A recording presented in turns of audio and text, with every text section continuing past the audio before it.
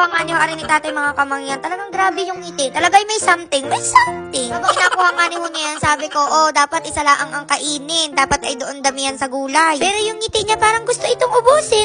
Ay talaga paring Jun, talaga'y makukurot kita. Wala tayong dala ditong pineapple juice, nasabi ko sa iyo. Hindi rin na nga ni ho mga kamangyan at nagsimula na ho kami kumain dito. At grabe, hindi ko ma-explain yung lasa. Hala, pauwi ng pauwi. Pero ayun nga mga kamangyan, parang dalawa yung ulam ninyo. Para kayong may ulam na balot, tapos adobo. Grabe, parang gusto ko tong itry minsan sa menudo, sa apitada, sa tinola, sa sinabawan. Hala, nung nga yung nakaraan na buwan mga kamangyan, digo grabe, sobrang dami talagang umuso na iba't ibang luto din sa balot. Talagay nag-trending, gayaan. Trending din ang presyo.